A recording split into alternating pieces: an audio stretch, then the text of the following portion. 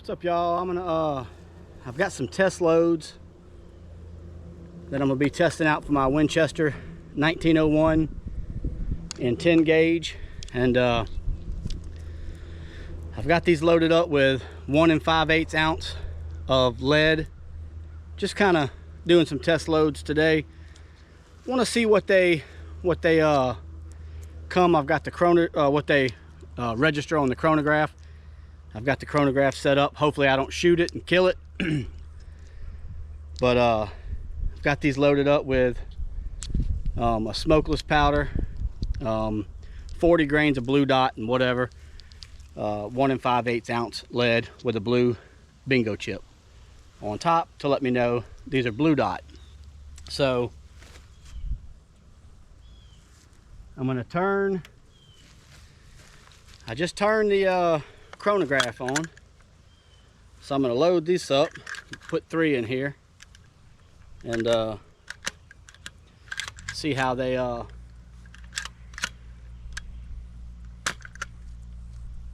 do.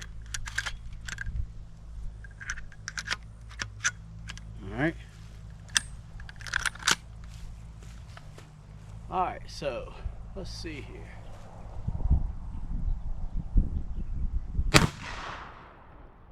Ooh, 1336.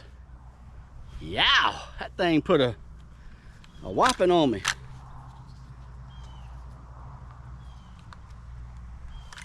I've only shot fairly light loads in this thing till now, so that was a little unexpected. So 1336 for the first one,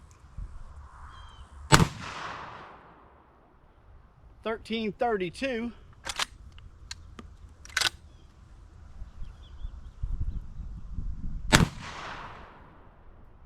1318. So that's a pretty that's a pretty close spread.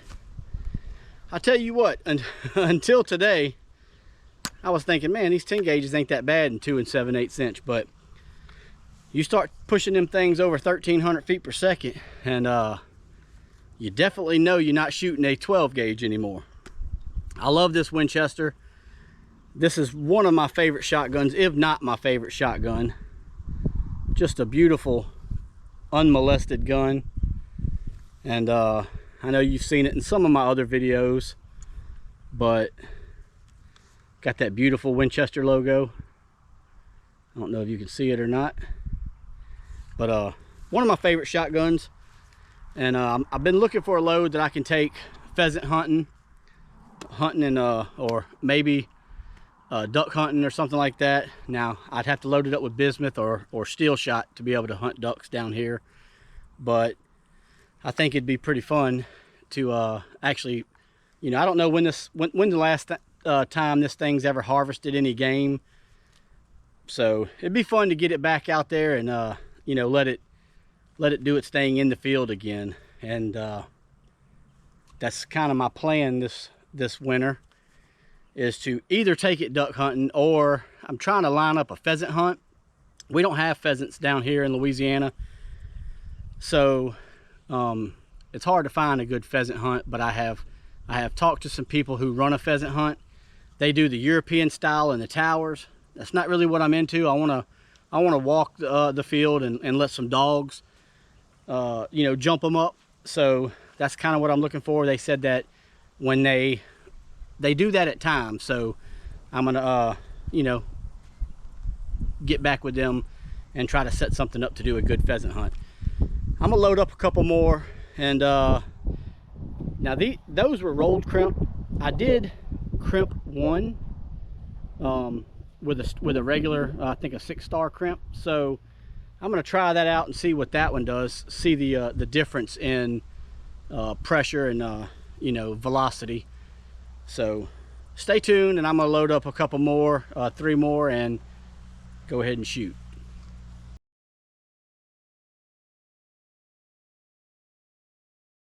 On a side note right quick, if you don't mind, I will say I've had that 1901 for about a year now.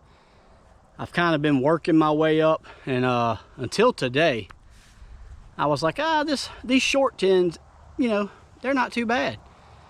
You know, a lot of people in the comment section, oh, you must hate your shoulder, you must, you know, whatever. And I've just been like, huh, it hasn't been too bad so far. But those right there definitely felt like I was shooting a 10 gauge.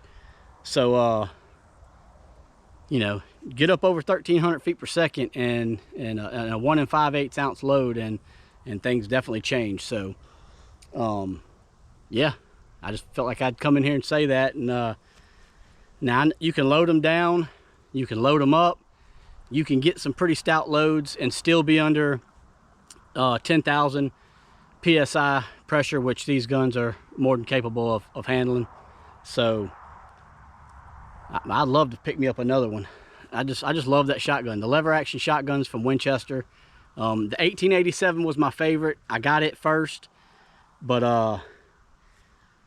you know, shooting black powder or super light smokeless loads was just kind of a pain in the butt. I wanted something that I could you know, get out there a little more with. So I found that 10 gauge that's rated for smokeless, and never looked back. And I got to tell you, I don't hardly get my 1887 out anymore, because you know, that 10 gauge right there, I can load it up or I can load it down, and I'm starting to reach, you know, the velocities and the performance that I'm wanting out of this 10 gauge. So anyway, thank you for watching, and we'll see you on the next one.